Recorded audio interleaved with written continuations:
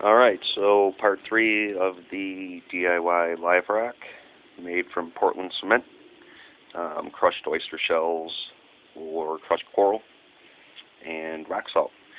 So now that I made it in I formed it in the sand, left it for 24 hours, like I said. I took it out and basically let it sit out and kind of get weathered. Just set it in the sun. If it rains, let it rain on it, let the sun beat on it. It'll weather it a little bit, it'll dry it out. Really what you want to do. Once you do that for about a week, 7 days or so, doesn't have to really be a week, but a couple days anyway.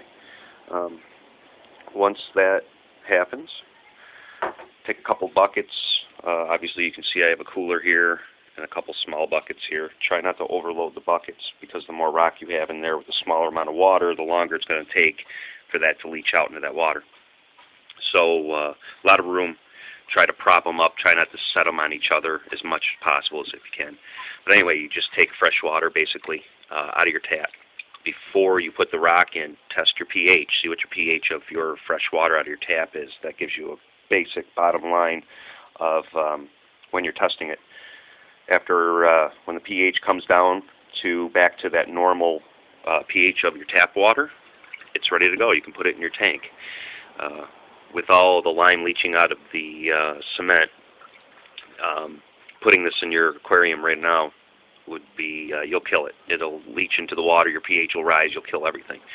So basically what you want to do, put it in fresh water. And again, here's some forms of some rocks I did. Here's a small little shelf piece, pretty porous. This one's real flat, real small. A lot of these I did for a 10-gallon tank and a 30-gallon tank, so I have some smaller pieces, some bigger pieces. Anyway, try to show you another one here. This is a bigger piece, and as you can see, I mean, it's porous. It's a pretty good rock, and you can make all different sizes. So that's one bucket. Here's another bucket. Here's another rock, another form I made. So once you put them in the buckets, and like I said, don't overload your buckets. Spread them out. If you have a lot of rock, do them in a couple of garbage cans, clean garbage cans. They're not too expensive. And here's one of them I made. I don't know if you can see the detail on there. What I did here was I just made the mold, a lot less of the aggregate or crushed coral or oyster shell, and more sand and concrete in the cement. And I put the rock salt in there.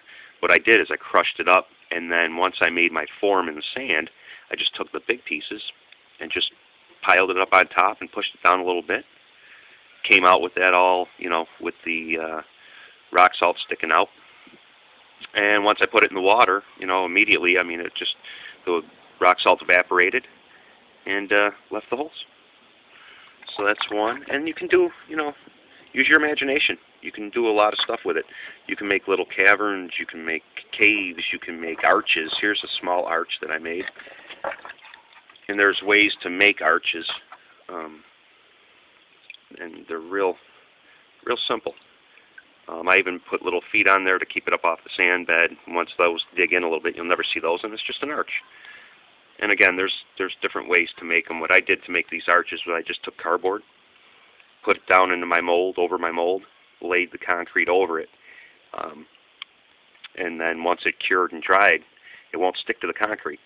I just peeled the concrete off the bottom. And again, there's a lot of things you can do. So then basically you leave them here. Popular belief is anywhere from 4 to 10 weeks. Could take longer than that. I've heard of people taking 12 to 14 weeks for it to stop leaching into your water, and for your pH to come down. So mine's been going for about 5 weeks now. It still has quite a long ways. I'm thinking another 5 minimum probably. So basically what you do is you just fill the tub, put the rock in, change your water once a day. When I get home from work every night, I come in, I dump the water out, I move the rocks around so it's not sitting on the same spots all the time, and just refill it, basically. I test the water maybe once a week.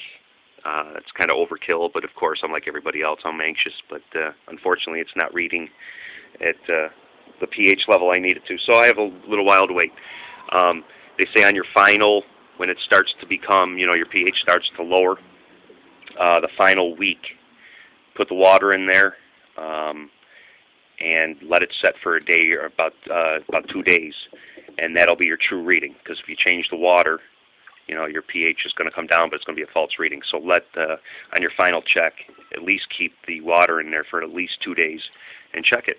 Once it reads what you want it to read, your live rock is cured. Put it in your tank, and good luck. And again, like I said, use your imagination. You can make anything you want, really. I just got online, looked at some rocks that I really saw that I liked. I kind of tried to form them the same way, and and then sometimes, you can even leave them flat, so they're easier to stack on certain things. You don't have to actually make a mold. This one right here, I didn't.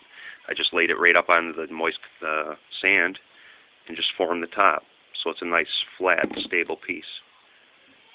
So, and again, good luck, and that's how to make DIY rock.